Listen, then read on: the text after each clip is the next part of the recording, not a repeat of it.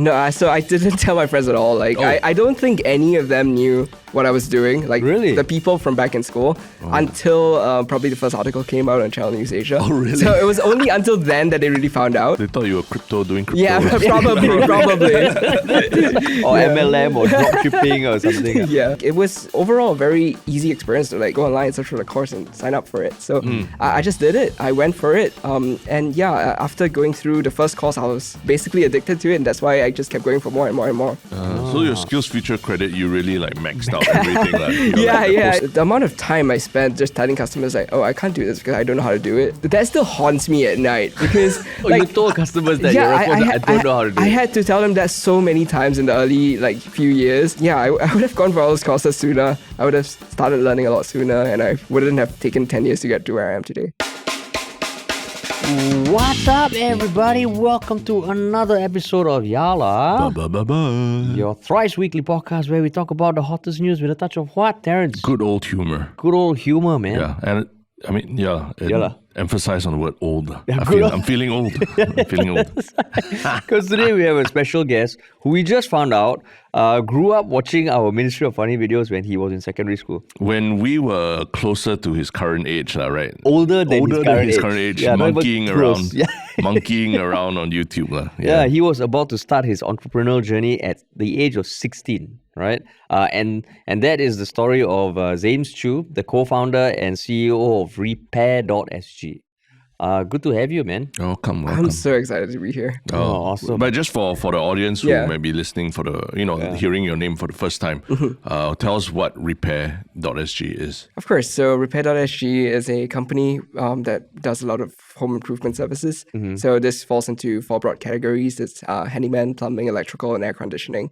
So you could think of us as like the uncles that would come to your place to like service your air cons or like clear a clogged sink or just replace a light. So that's the kind of things that we do. Except you're anything but an uncle. Yeah. I was going to say those people listening on the podcast, just listening. Other uncles. Yeah, we had uncles, but also like if you can't see the video, he is he's way more youthful than an uncle. Way more youthful than us, than us as well. Yes.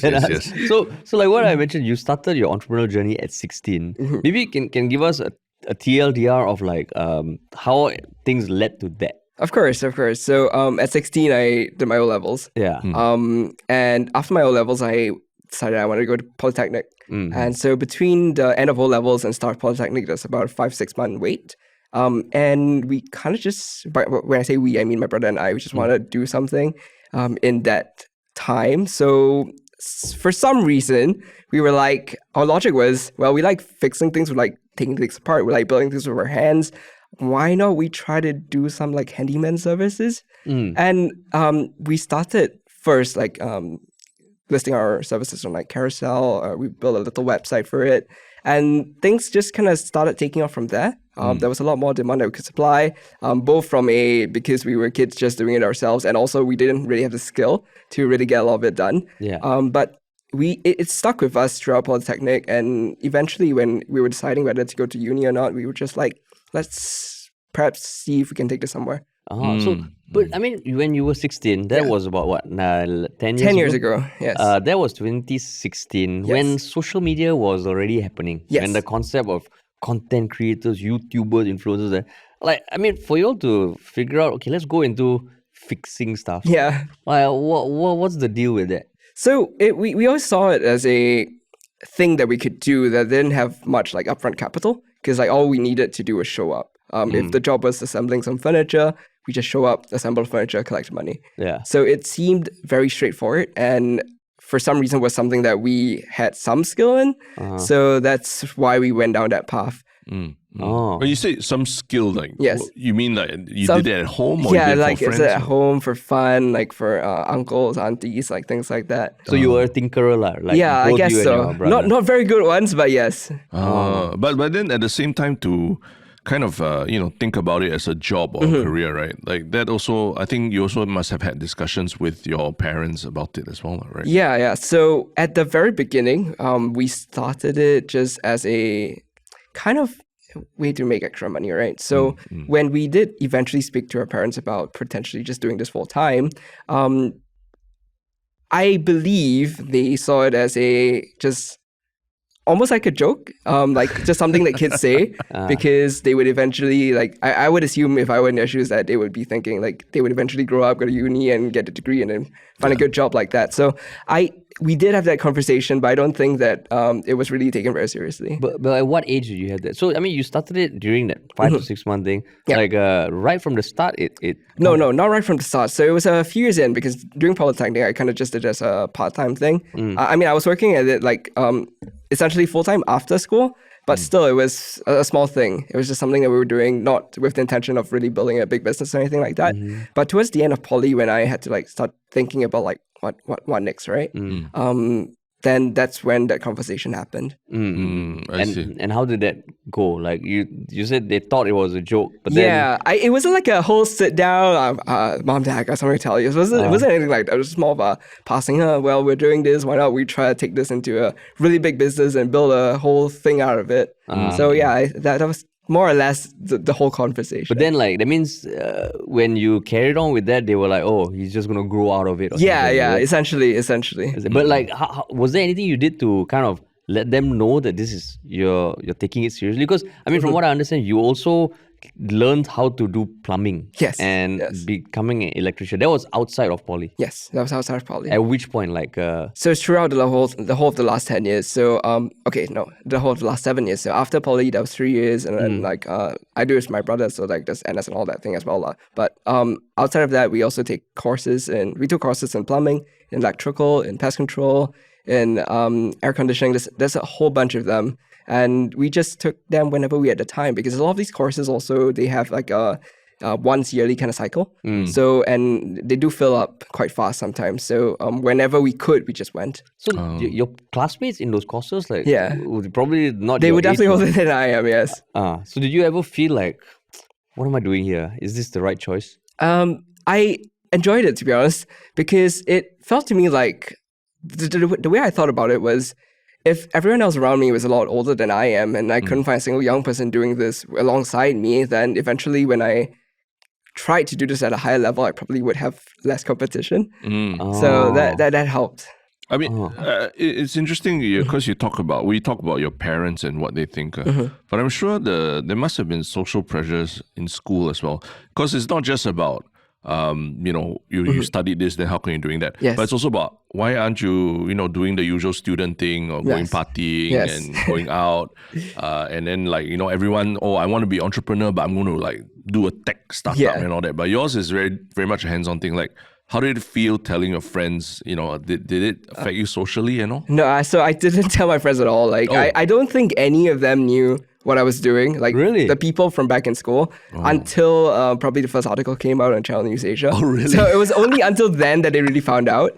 But I think a lot of it was me thinking that they would think that way. So I think I was wrong to have thought that and to have hidden away everything, because actually the public perception, as well as their feedback, as well as the things that people have said to me, have changed a lot in the last few years. They've been overwhelmingly positive. They've actually been like, wow, this is awesome. I want more young people doing this, because it's getting hard to find people to do, like, I don't know, fix a light for me in my house. If more people are doing this and more young people could take up the trades, then there'll be a lot more skilled people to come into my house and help me do things I don't want to do. So that, Also, it was a conscious thing that you were sort of hiding. Yeah, I was hiding it. Like, I was definitely like insecure about it. I didn't really want to tell anybody about it, because that's exactly what I thought, right? Because a young guy doing something that's not cool, not tech, that's dirty to some extent, I didn't want to really share that for the longest time.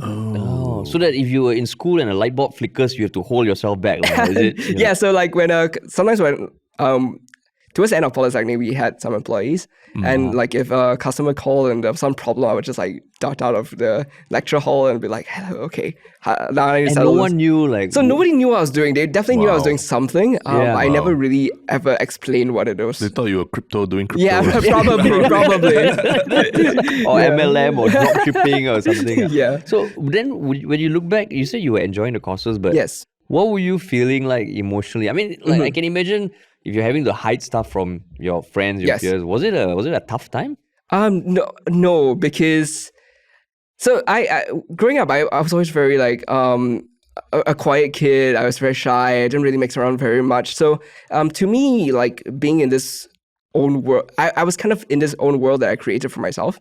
So it wasn't really tough for me to not tell people about it because I wasn't naturally in situations that I would tell people about it. Okay. But when I did go to all of these courses, a lot of the people there, some of them were young as well, but majority of them were on the older side. And they were very, very supportive and very, very nice. So that kind of started the whole shift into me realizing that perhaps I shouldn't be feeling the way that I felt. I see. But taking those courses, did it change your idea of like learning? Because I can imagine, I remember I look back at my uni days and all, I wish I just paid more attention to class.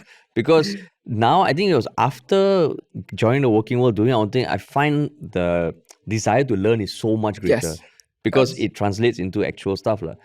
As you were studying in poly and taking these courses, did that change your perception of what learning is? Yes, for sure. So in the early days, I wasn't the best student. I tried, but sometimes I just got this feeling of, I don't know why I'm doing this. But ever since I started taking these different courses, which I chose specifically because I wanted to learn those things, I realized that like learning is not about like the whole system or the whole structure or anything like that, but more of really upgrading your own self to become a person which can then be of better service to your own self, your own future self. So what I mean by that is, for example, when I was back in Polytechnic, that was a module on accounting. I didn't do very well for it. I didn't understand why I needed to do it. But now running a business, I'm like, damn, I should have really paid more attention there. And when it goes to like all these courses, right? Like, for example, the plumbing course, I took it because for a few reasons. So one, I had a lot of customers that wanted me to do it. Number two, I really wanted to do it myself. And also number three, like it was overall a very easy experience to like just go online, search for the course and sign up for it. So I just did it. I went for it. And after going through the first course, I was basically addicted to it, and that's why I just kept going for more and more and more. So your skills future credit, you really like maxed out everything. Like, Definitely. but I mean, you talk about your family, your friends. How about the customers? When you walk in and then you're such a young guy. I mean, you speak really well and everything. It's very unlike what the usual uncle who does repairs for you. Like how was initially did they take you and over time, how did that change? For the first 7 years, I'll say 7 years quite a lot because that was when, after the 7 years was when I first publicly actually put a face to the brand. Okay. So for the first 7 years, whenever I were to go to a customer's house, I would just say, I would make references to my boss all the time. So they would be like, can discount? I'll be like, I'll call my boss. I'll go to the site. So, they did. A lot of them, I think in the earlier days, especially back in, say, 16 to 19, right? There were a lot more negativity. There was a lot more negativity than there is today. What I mean by that is there would be people saying things like, you look like you're out of secondary school. Like, why are you doing this? Go study. Don't do this. Don't be doing this dirty job and making no money. And that definitely did get me a little bit. And I think that probably added to the insecurity that I was talking about. But nowadays, no, it's good. It's good. It's good. Yeah. But what kept you going on when you went through those bouts of like insecurity? I fundamentally enjoyed the work that I did. So that helped a lot. There were definitely a lot of times where I sat down and was like, should I really be doing this? Because it seemed at some points that there were a lot of outside voices telling me not to do it. But I did enjoy waking up early, going to many different places, seeing a lot of different faces and solving problems that they genuinely appreciated that I helped solve for them. So it was that sense of kind of fulfillment in doing what I was doing that kept me going, because the alternative, and I think around this time it was when some of my friends who didn't go to uni started like taking on jobs and things like that. Some of them were definitely very happy with what they did, but some of them also made me, I guess, realize that I didn't want to do what they did. So, and I enjoy what I was doing, even though some people said that I shouldn't be doing it. So why not keep doing it? So I mean, that's quite interesting. Yeah. So your friends, are graduating and getting jobs and all like that. Well, do you feel that tinge of like, oh, it could have been me, taking up that big job at a tech firm or something? Oh yeah. So yes, for sure. so growing up, I've always been into two things, right? So technology and I guess so like building things. Yeah. So like little projects and things like that. So when I was a kid, I read in this like Reader's Digest book that employees at Google make a lot of money and have like this whole like buffet and slides and things like that. So like when I was a kid, my mother would remind me sometimes that when I was like in primary school, I would go up to her and say, next time I'm going to work at Google. So for sure, like I have friends now that work at Google. And I do sometimes wonder what it would have been like if it were me. But no, I don't regret it. I love that I chose the path that I did. I love that I get to kind of dictate what I do, even though it does come with some additional stresses and whatnot. I do enjoy it, and I do get a lot of fulfillment out of it. And I mean, like, now if you get Google as a client, technically you could work at Google. Yeah, that's true. He's a master of SEO and everything. Like, you know Google better than most people. No, but there's one thing, because you mentioned at the end of poly, you already had a few employees. Like, why was it important for you to go to the courses then? Because, I mean, many people run businesses and they might not have the technical skills per se, but they focus on the business. But for you, feel like you kept going on and doing more technical skills. Yeah, so I think that, you see, running a business, of course, I think most people would feel that what you really need is just business skills, right? But for me, I started doing this not because I wanted to build a big business out of it, but because I enjoyed doing the work itself. So it kind of felt wrong to me to be hiring people, to be telling them what to do when I didn't myself understand what it is that I was telling them to do. And I also wanted to, I just had this itch and curiosity to really figure it all out. So that's why I went for all of these courses, to really make sure that I could do it all as well. I see. So, I mean, like today, I mean, you're running a much bigger business, like around how many employees? We have about 24 right now. Okay. Yeah. So, I mean, your job, how much of it now is it like managing versus like actually being on the ground doing repair work? So the great thing about what I do is I get to do it with my younger brother.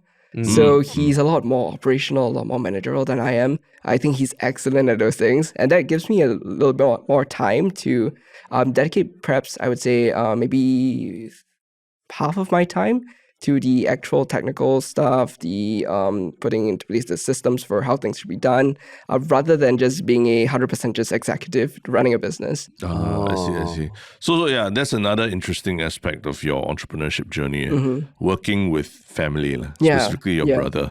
Because, some people like can't even be in the same room as the brother, but you are like day in, day out working with him, right? Yes. Like how is that dynamic, and how has it like changed your relationship with your brother? It's the best thing ever. So since we were kids, I have been working on projects with him since we were young. So that's all we did. Growing up, we would like build little things. We even like probably made a few videos like influenced by your videos. So they were published on YouTube, but I think they were lost to time. I tried to find it like a few times. I can't find it. But anyway, it's the best thing ever.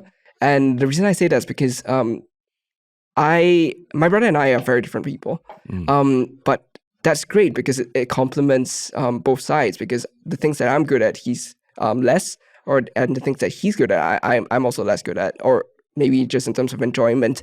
So it helps a lot that I have somebody that I can like 100% trust, doing something that I 100% enjoy. So overall, it's just a great time doing things with my brother. But do you have any like systems in place, like after 7 p.m, let's not talk about work, or at family at Chinese New Year gatherings? No, honestly no. So it's just always about work, really, because it kind of is one and the same to us. Yeah. Because growing up, our dynamic was that we would come to each other. Of course, we are there for each other when things happen, but we enjoy doing the work. So it's not really work to us at all. So if we want to talk about work, we talk about work. But to us, it's just two brothers having fun. Wow. But I mean, it's quite amazing that both of you, grew up together, and then, but also at the same time, both had the self-awareness that, hey, we don't have to follow conventional paths to success, right? Do you often have like catch-up chats with your brother about how you feeling about, your place in life and stuff like that? And how do you keep each other motivated? Yes, a lot more in the early days, before things really started working. Nowadays, definitely still a number of times, probably at least weekly. Yeah. But yeah, I don't. Now that you ask me the question, I know for a fact that it happens, but I think that it's just that we've been doing things together for so long that it kind of is almost second nature. That even me trying to put it into words right now is a bit challenging. Sure. But yeah, for sure, we do. We're always there for each other. Okay. At least I like to think that. Yeah, I mean, I work very closely with Harish every day, right? I'm always checking in on him, making sure his mental health is okay. All my insecurities and all because of this guy. Okay. I take care of him. That's why he looks so fresh all the time, you know. But it is challenging, you know, when you're so knee deep in like work every day, and then, but at the same time we're all human beings, right? Yes. And he's your brother as well, so it must be quite something to keep each other's spirits up, lah. But I thought it was quite interesting. You talk about a very seminal moment, like first 7 years, and then after that you came out. Yeah. Like what was that? I mean not came out that way, but as in you unveiled yourself as the guys behind Repair.sg. What was behind that sudden like, okay, I suddenly have to go out there and do this, other than the fact that there was an article? But I'm sure in your mind you could have said no to the article as well, right? But why suddenly it just dawned on you to do that? So I think it was out of a pursuit of trying to build something greater. And we realized that the reason a lot of the work that we do was hard to scale was because of the public's perception of the space itself. So for example, if I asked you today, like two guys doing aircon servicing, one's $30, one's $50. Which would you pick? $30, right? Yeah. And to you guys, same commodity, right? Yeah. But what the public is unaware of is that these services are not commodities at all. And for example, the $50 service might be one which would keep your aircon cold for 6 months, and the other one might be doing it for 1 month. So it's a lot of education that we felt like we had to put out there. But in order to get there, we felt like we first had to put a face to something to start then putting out content that hopefully people will understand and will help them. But where did that realization come from? That choosing the cheaper option is not always the best. Was it from the courses that you're taking, getting better at the skill, or was it interacting with your customers, or what? So the good and also bad thing about how we do what we do is that we didn't have like this 50-year-old uncle to really teach us all the things that we started doing at the very beginning. So we were very out of touch with the industry norms for the longest time.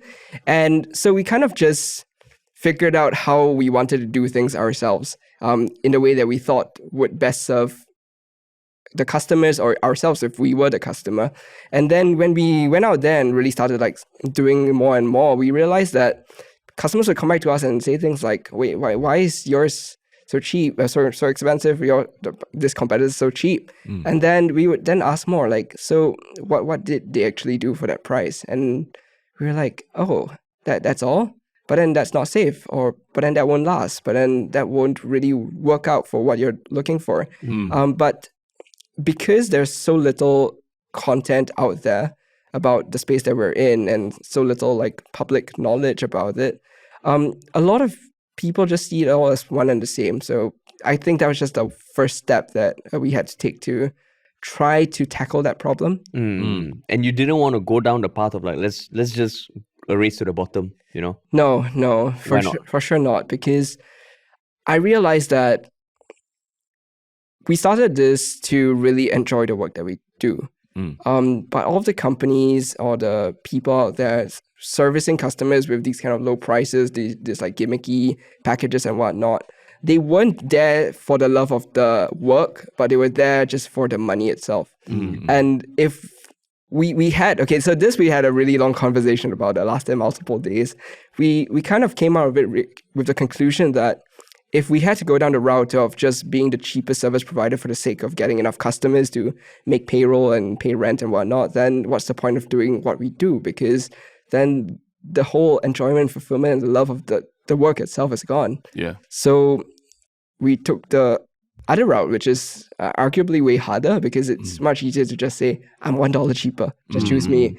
I think that we're still very far from where we want to be, but I think the last 3 years, it has the results from the small amount of effort that we've put into this has really elevated our enjoyment of the work that we do significantly. And I mean, like to anyone listening, like your business, like there's some serious traction that you all have gotten. I think your revenue projection for last year or this year, where is it at? Or like your revenue that you got for 2025? Sure. So last year we ended close to 3. The year before was 1.7. Wow. So that's a huge year-on-year growth. Yeah, it's a huge growth, yes. Yeah. So I mean, in terms of like, it sounds like, I mean, despite your age, you're very self-aware. And like, while there's these technical skills that you got, like, when you look back, do you think that, oh, there's something that, like, I'm just curious how even at a young age, you did the complete opposite as us. Like you went into something, okay, there are older people here.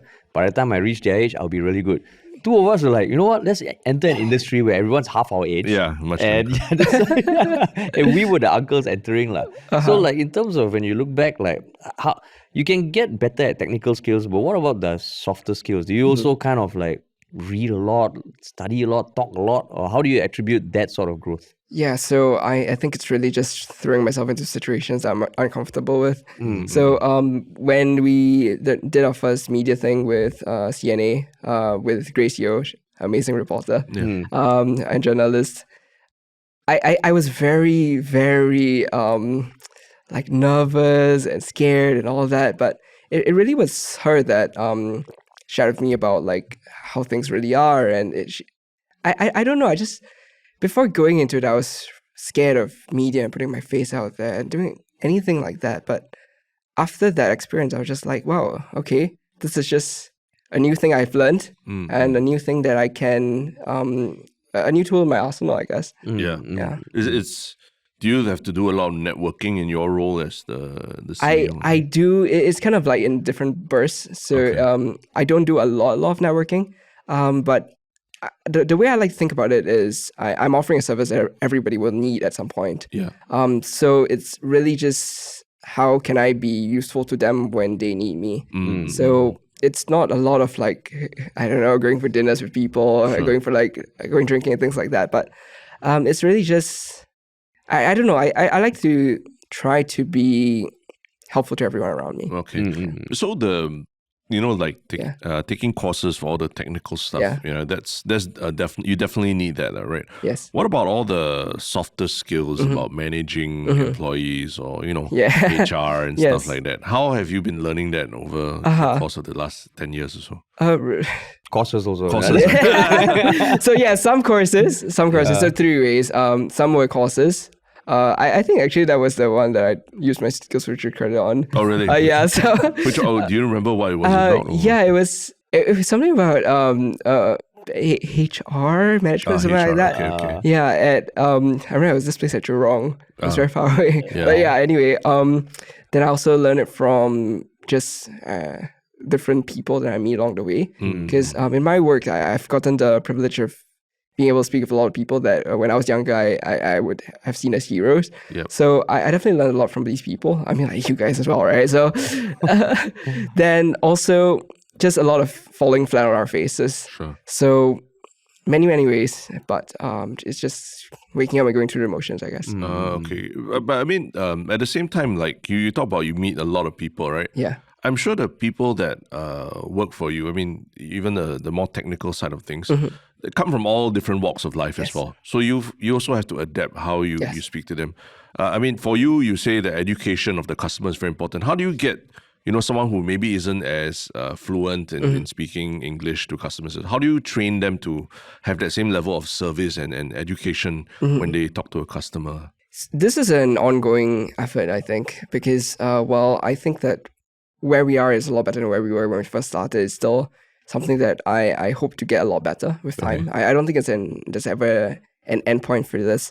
But what has worked really well for me that for some reason didn't come naturally to me was just putting in place systems. So if it's just like a list of like if this and that, right? Yeah. If you're going to a customer to service them to do this thing, then tell them this in this way, ask them these questions, or I don't know, clean up after yourselves. Like these kind of things, like putting things into systems and like delegating work, things, it's very fundamental business things. These things didn't come naturally to me. And it was really through the help of a lot of like courses and meeting different mentors that really opened my eyes to these things. When you say mentors, like you're talking about like, are they in the same industry or? No, generally no. Okay, so a lot of them are just people I meet on LinkedIn. So that's actually been an interesting place. I've met a lot of people. But no, generally not.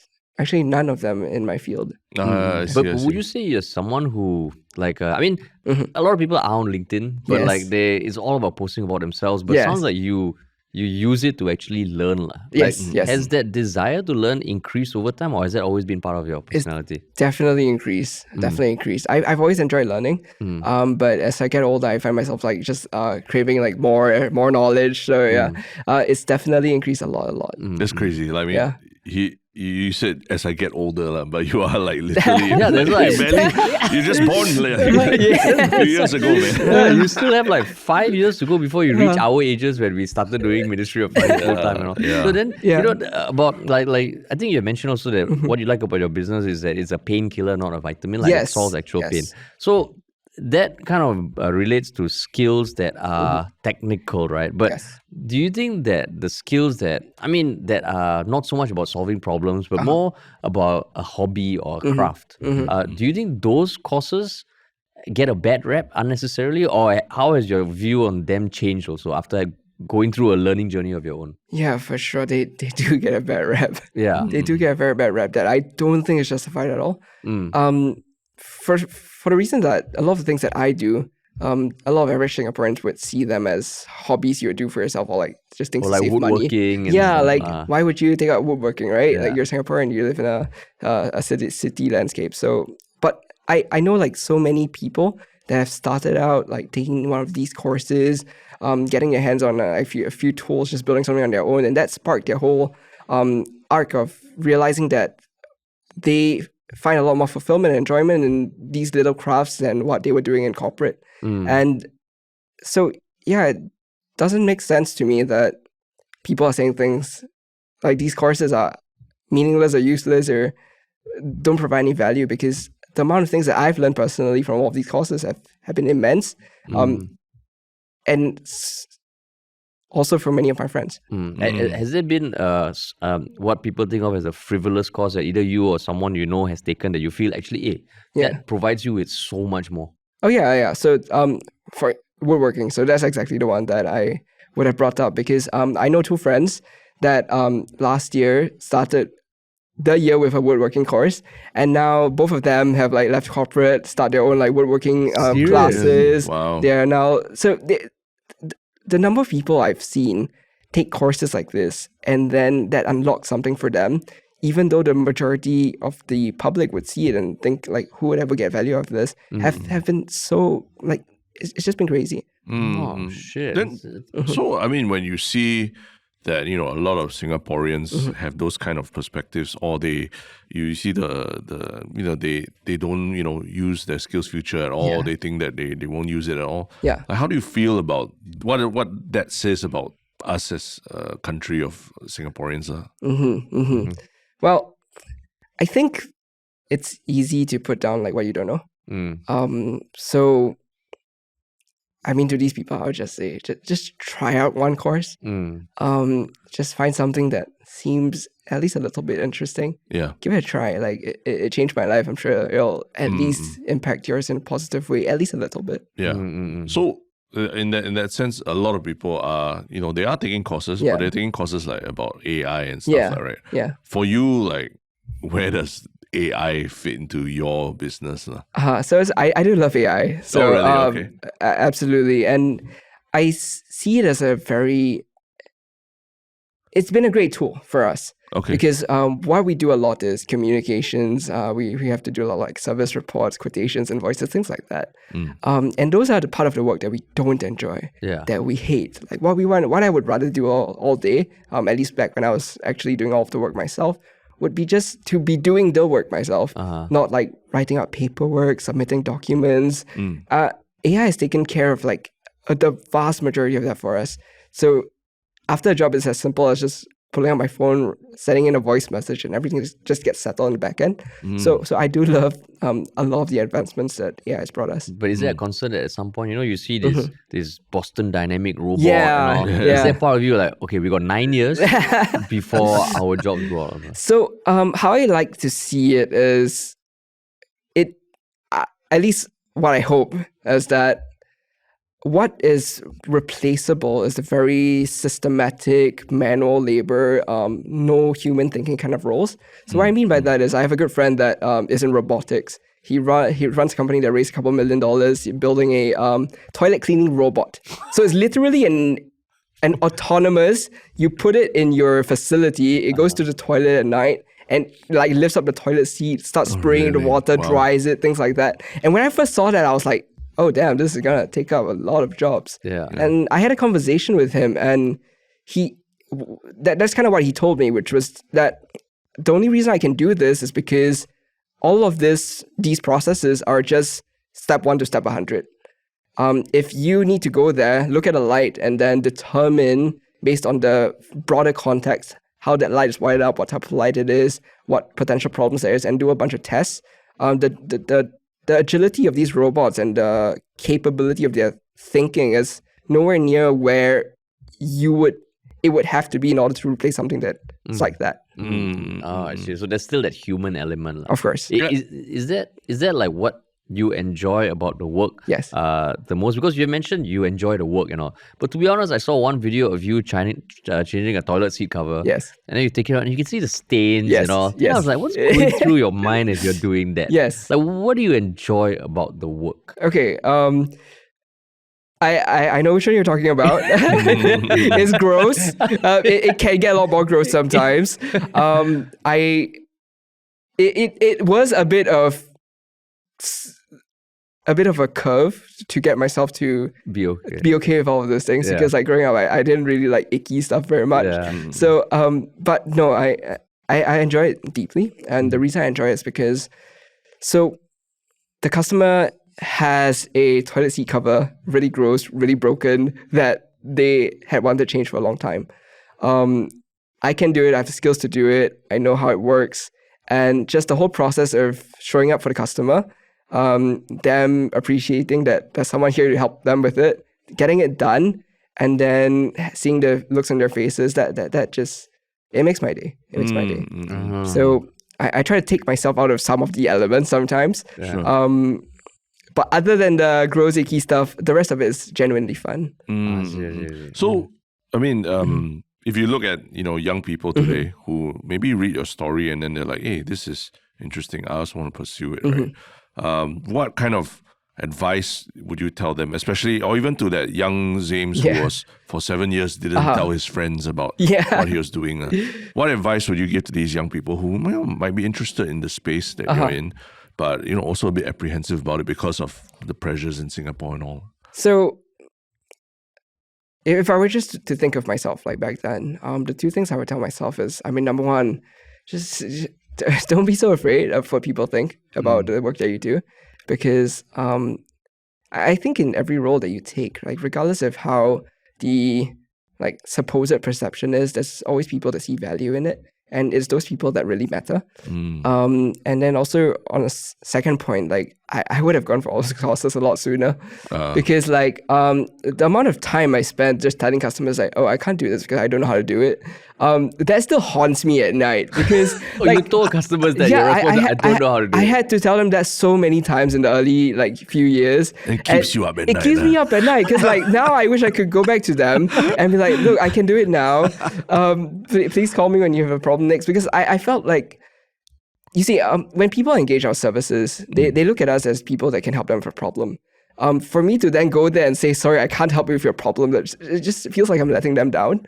So, I would have gone for all those courses sooner. I would have started learning a lot sooner, and I wouldn't have taken 10 years to get to where I am today. And what do you think about your lecturers in school last time?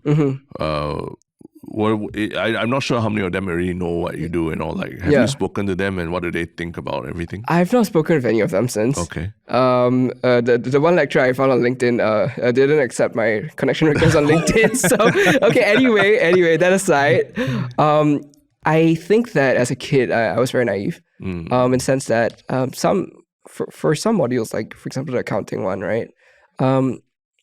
There is a reason why things are put in there in the curriculum, especially like in traditional education.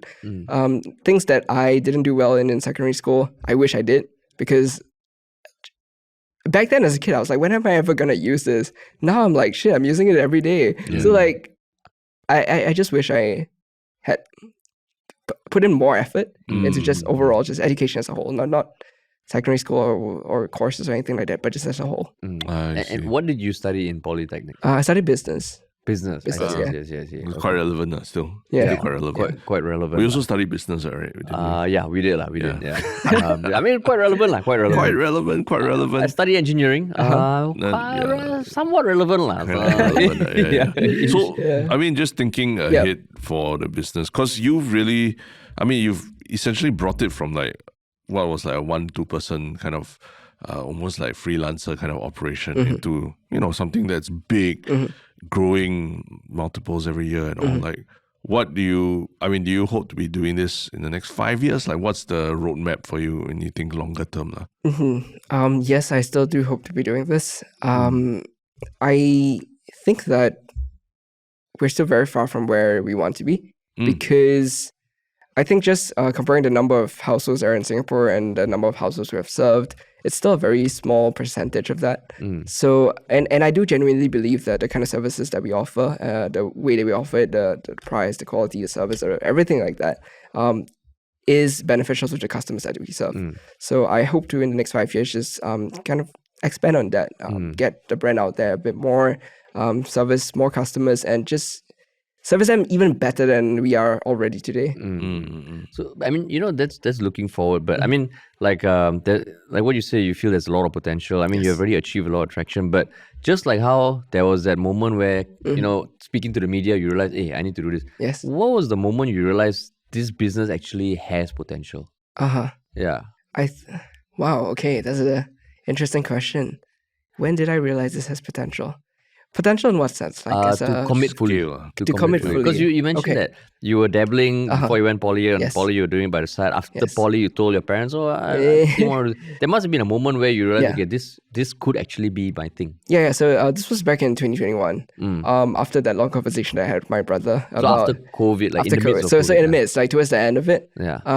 Things were still closed because we kind of had like 6 months of hell because of the lockdowns and whatnot. And then coming out of that, it definitely wasn't a good time. And we sat down, had a long conversation that lasted a few days. And you were running it full, it was your thing already, right? Yeah, it was already just you and your brother. We had a few people, but with my brother.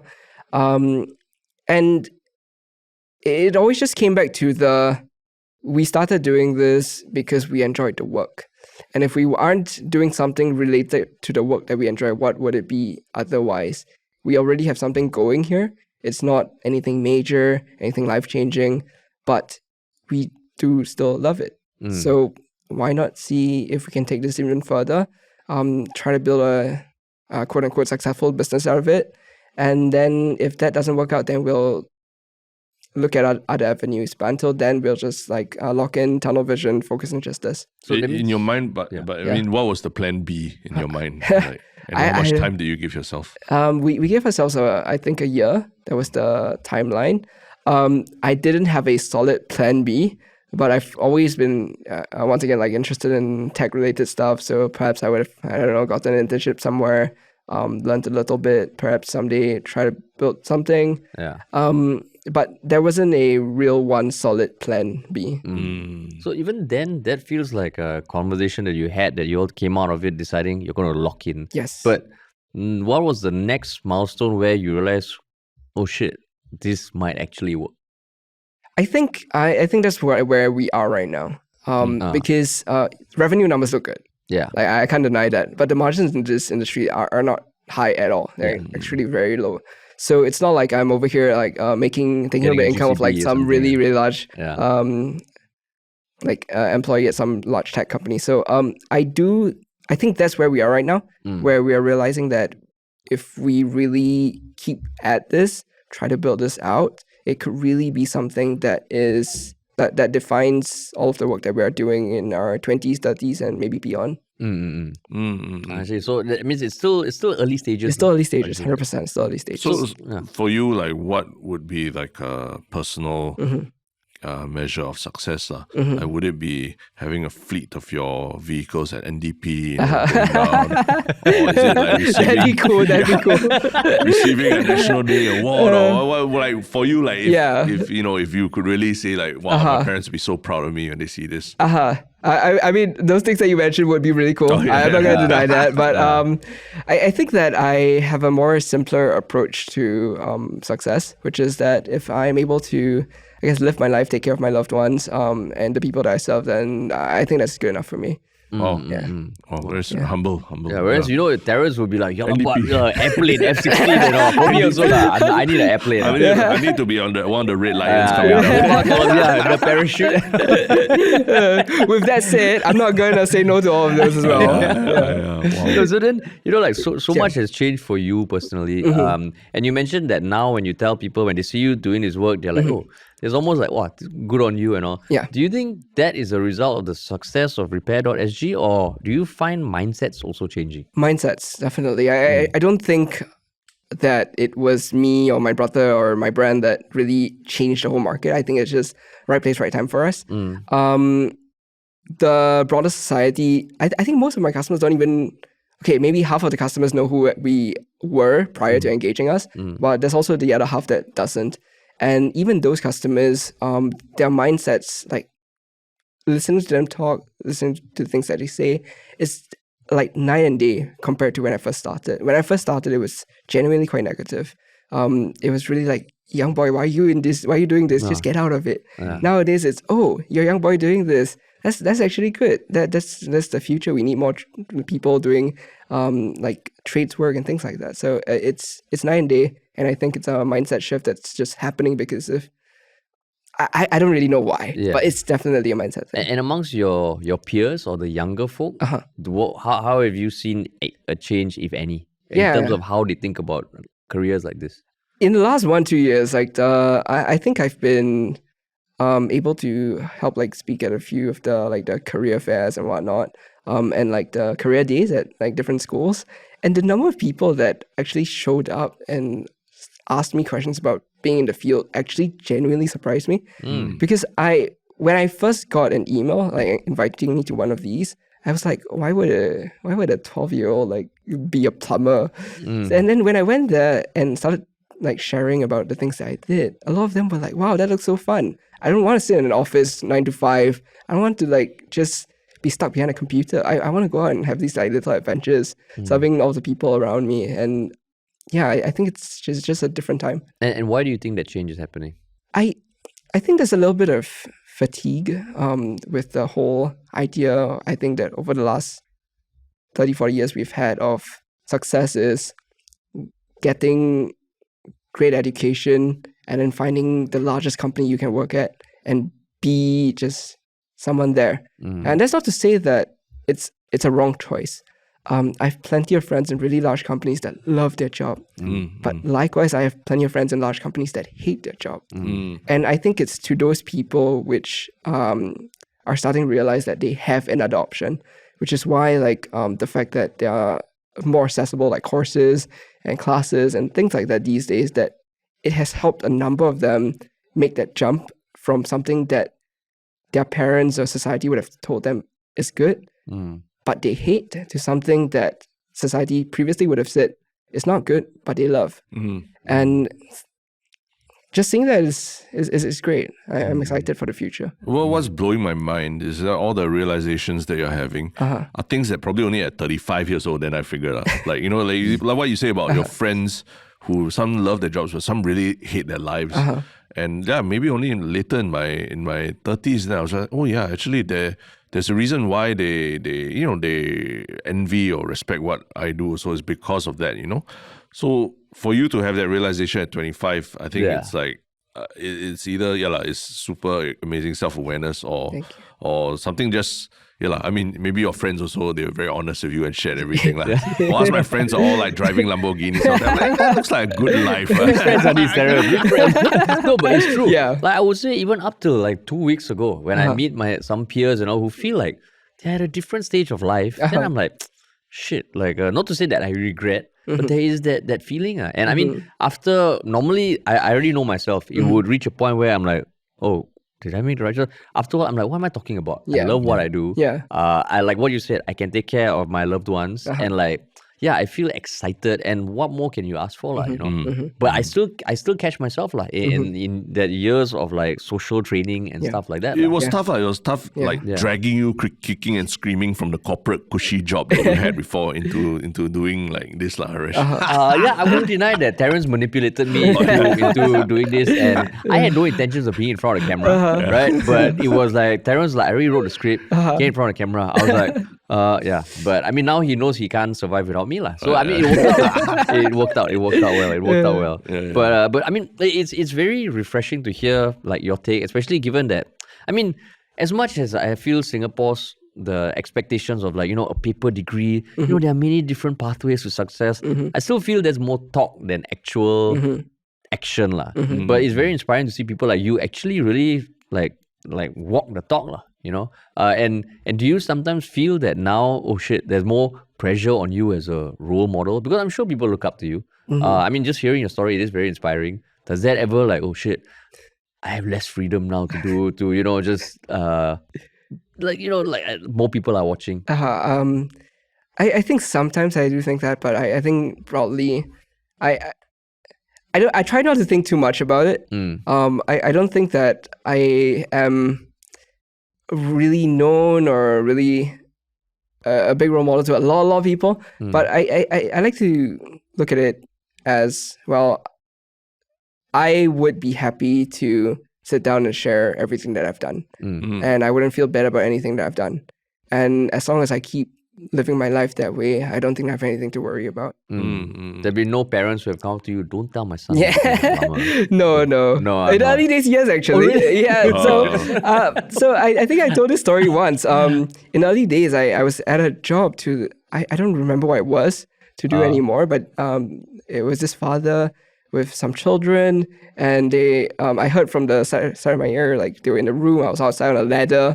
They were like something like, remember to study hard. If not, next time you'll be like 𝗏𝗏 outside over there like that. Oh, so that's I was like, classic. damn, Wow. Shit. But no, I think that's the outlier. You didn't leave the toilet seat a bit loose or something? No, I didn't. Wow. Like I get it, right? I get his intentions. He just wants the best for his kids. But it did sting a little bit. But that's an outlier.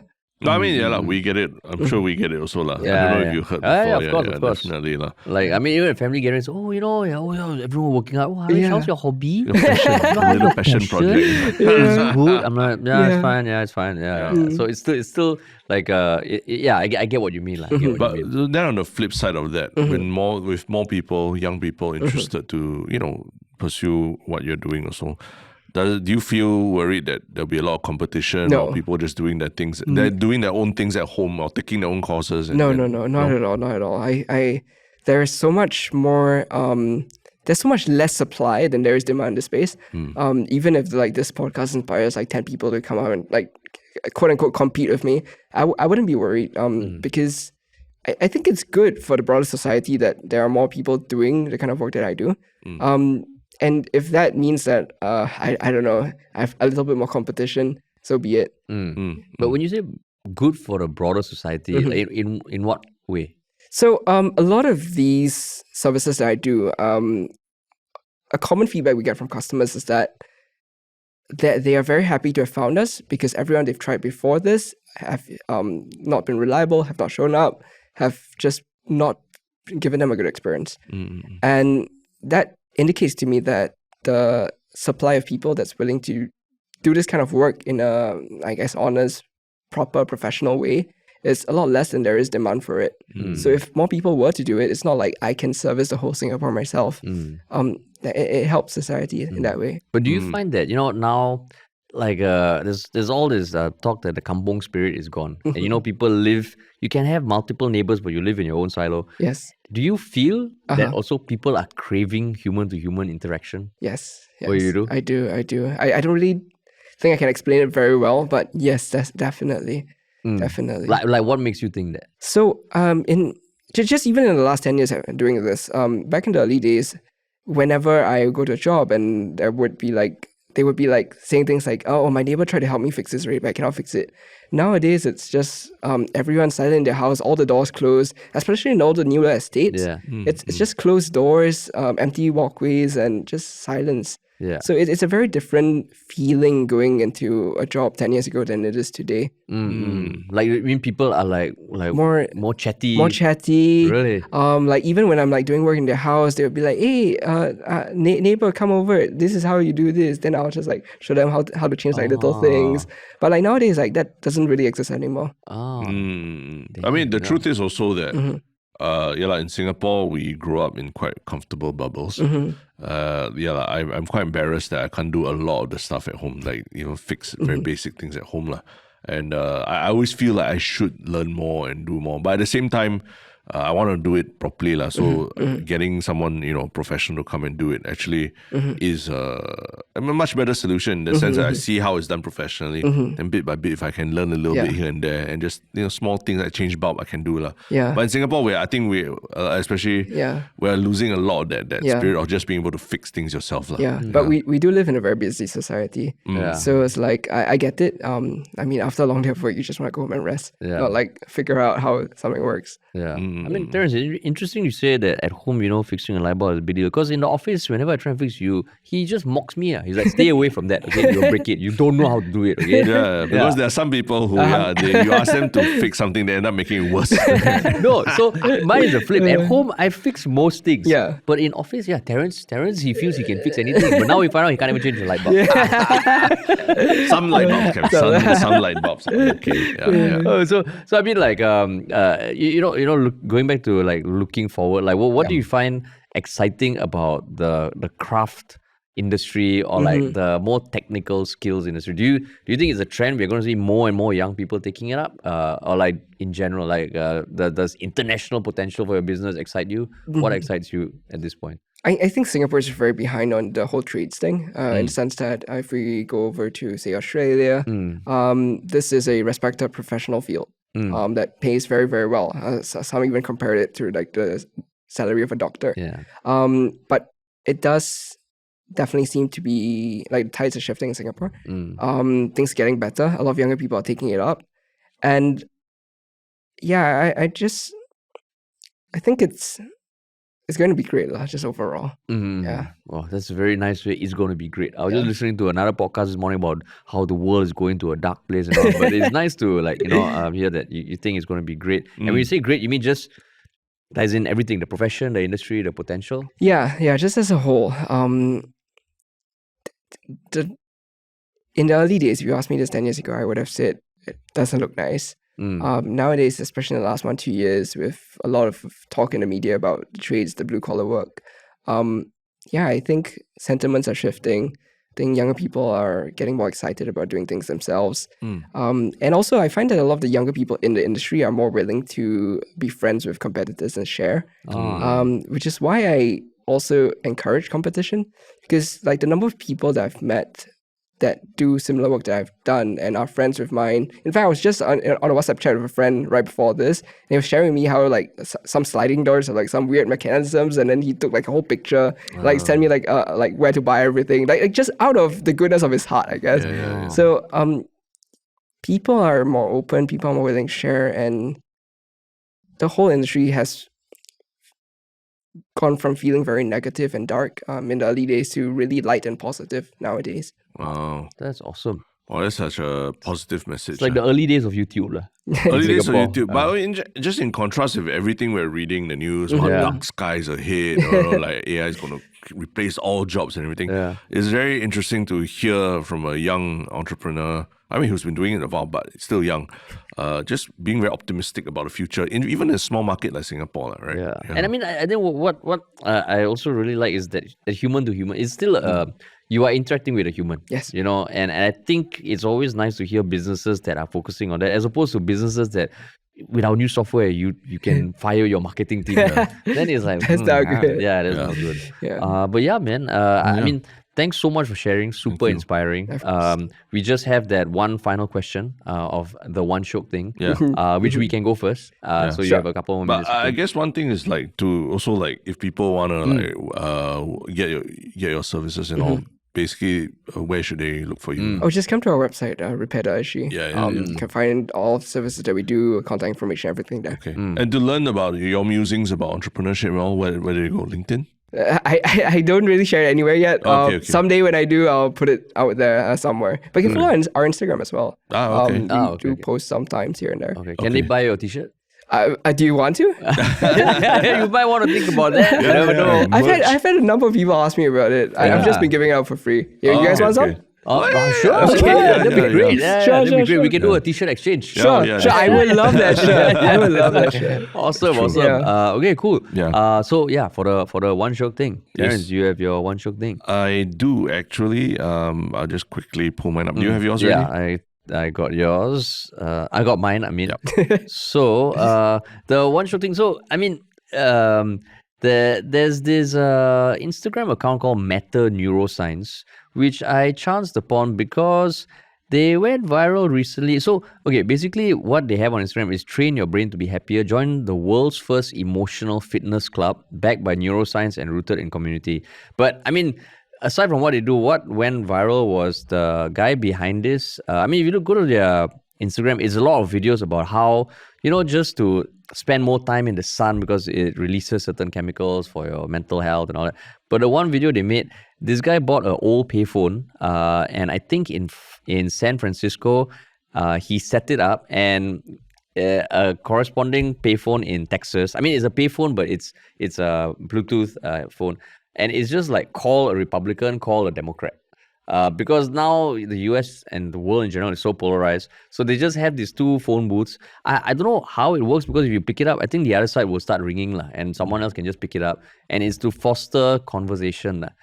Previously, I had heard it be done between like India and Pakistan. During COVID, there were people who started, if you just want a human conversation, just pick up and it'll connect you with someone else around the world. But this one, I thought, amidst all the darkness you see in the world of politics and geopolitics, this I thought was a refreshing take and quite interesting. Yeah. Singapore, I don't know whether you do like Yishun to Tampines, people will call. But yeah, it was interesting. So that's my One Shiok Thing, the Instagram page. Yeah, my One Shiok Thing is from the tennis world. Do you watch tennis? Or no, I don't. But I mean, this more about the business side of it. They're basically one of the greatest players of all time, Roger Federer. When towards the end of his career, there was this shock moment when he suddenly dropped Nike as his longtime sponsor, and then he became sponsored by Uniqlo, which is a brand we all know, right? As a fashion brand, not really a sports brand. So there was a very big brand pivot for one of the biggest sports stars in the world back in 2018, I believe. So there's an interview on a podcast called Serve with Andy Roddick with the agent of Roger Federer who brokered that deal with Uniqlo. And he actually goes into detail about how he was trying to negotiate with Nike to extend the deal that they had, for the remaining years of Roger Federer's career. But Nike basically dumped Roger Federer. But in that couple of days, somehow they managed to get a contact with the boss of Uniqlo, and he flew down to Japan for a 30-minute meeting and somehow managed to convince Uniqlo to sign a long-term deal with this retiring tennis star. And it was one of the biggest, sports brand deals in history. Wow. And right now, it has paid off. It's completely paid off to both Roger Federer and this agent and all.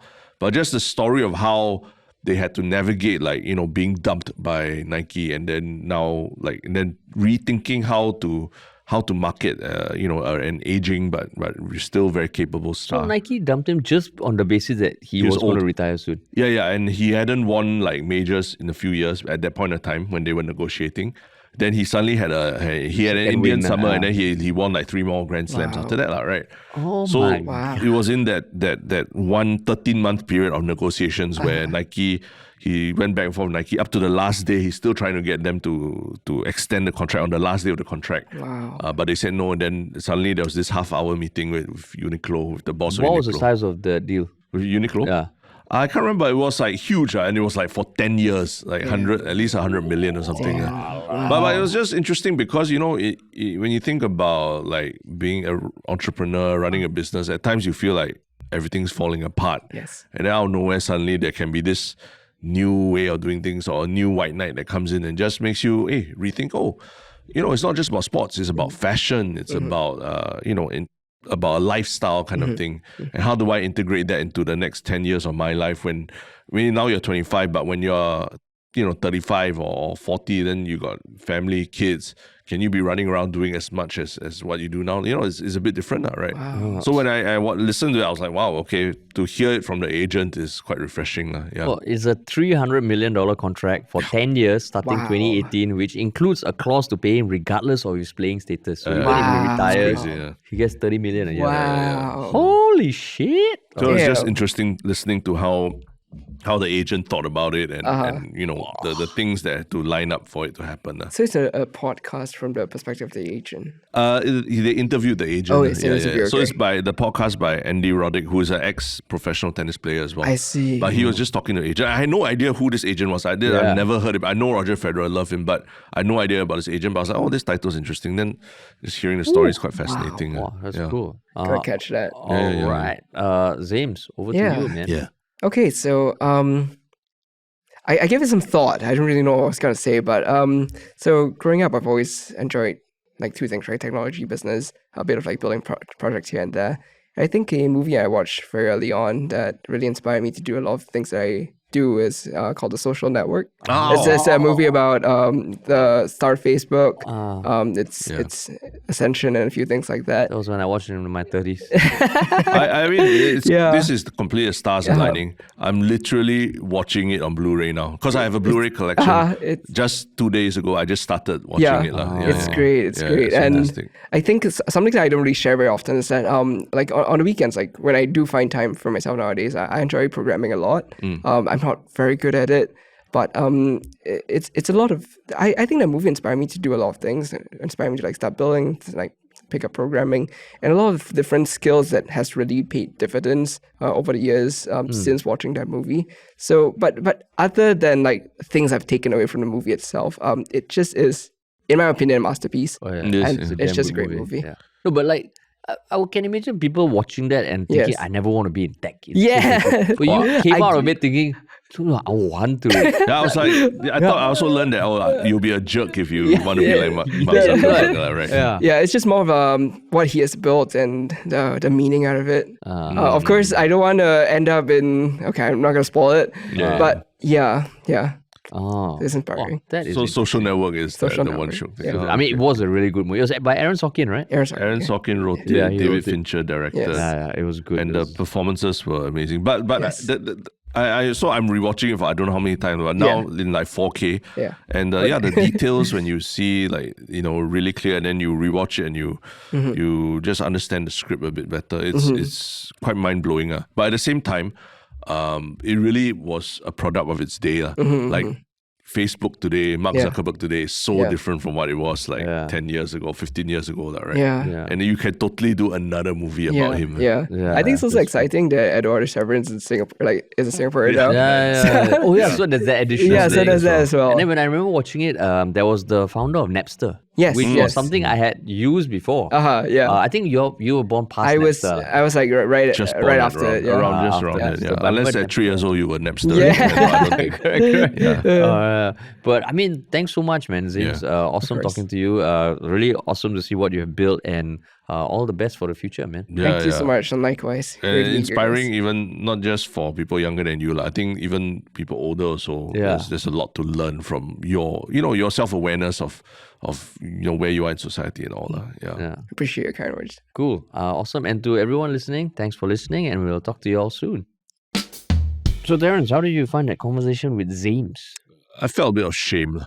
Shame as like, someone who took a much longer time than he did to have that self-awareness of, about everyone's different roles in life and what you choose to do. Shame as an entrepreneur that, I didn't start earlier also, right? Yeah. And the youthful vigor that he has, there's something money can't buy, no matter how rich you are. Shame is a harsh on yourself. It sounds negative, but in some ways it makes you think, and that's the best kind of conversation you can have, right? Which makes you more introspective about yourself, right? Yeah. I mean, I feel that the same too, but But I find almost inspired. Yeah. I mean, I'm obviously hyperbole. It's called hyperbole. No, but I think it's damn interesting that how you say. I mean, there's all this talk about like learning and upskilling and all, but here is someone who really just did that, and like I find him so humble yet inspiring, which is, I mean, you do get people like that, but it feels like you get people like that less and less. Yeah. There's always like, it's also because of my personality, but he was really just, he loves the job. Yeah. He loves doing what he does, and he's so eager to learn. Yeah. And he's still so young. Yeah. And the other fascinating thing is that, when you talk to young entrepreneurs like himself, right? Young entrepreneurs, you ask them how did they learn and things like that. And then they'll say, on the job stuff. But James really, he went out there, found courses to upskill himself, did those courses, and that was actually a big part of his entrepreneurial journey, and which I find amazing. It's skills future courses.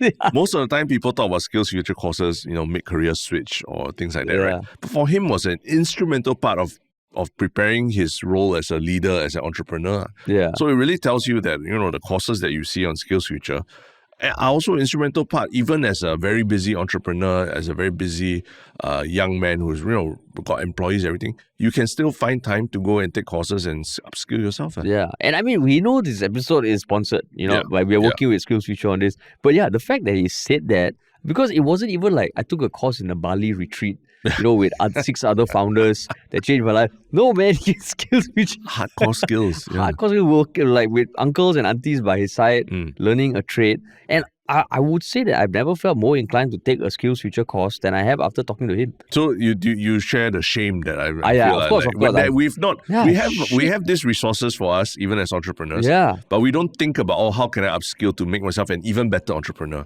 Yeah. And that's something now. I mean, and that's why talking to a young guy like him, I feel like, hey, how come I'm not like doing that now? Yeah. And I would say we do watch a lot of YouTube videos and from like other creators and all to learn, right? But then we talk about supporting local. Oh, Skills Future, a lot of the instructors are locals also, right? Yeah. And experts. And experts. Why don't you learn from the local experts? Yeah. So again, this is like totally an organic feeling. It is not just a message we're saying for the sake of saying it. Yeah. I listen to him, I'm like, wow, this is damn awesome, and like inspiring. Inspiring. Yeah. And then that's why I feel like I can't just ask him what's your advice for young entrepreneurs. I have to ask him what's your advice even for older people like us who in the stage of life where how do we move forward and everything.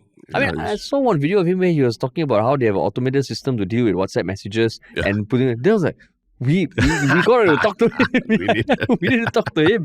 Walao, I was like, God damn, this guy is awesome. Yeah. That's great. Yeah, and I mean it's and what he was saying about a very human-based business. It's also cool. You don't see that happening often also. Yeah. So all the best to him. And I mean, hopefully you also found that episode very inspiring, very informative. And if you enjoyed it, you can check out, Skills Future, Repair.sg. All the links are in the show notes. And you can also follow us wherever you're listening to us. Check us out on social media where we post shorter clips. And if you want a weekly email with all our One Shiok Things, you can sign up for your little bit at 𝙎𝙗𝙬𝙞.com. And if you want to work with us, please email us at contact@ministryofhoney.com or just go to ministryofhoney.com and check out the contact us page there. Sweet. Thanks for listening, everybody, and we'll talk to you all soon.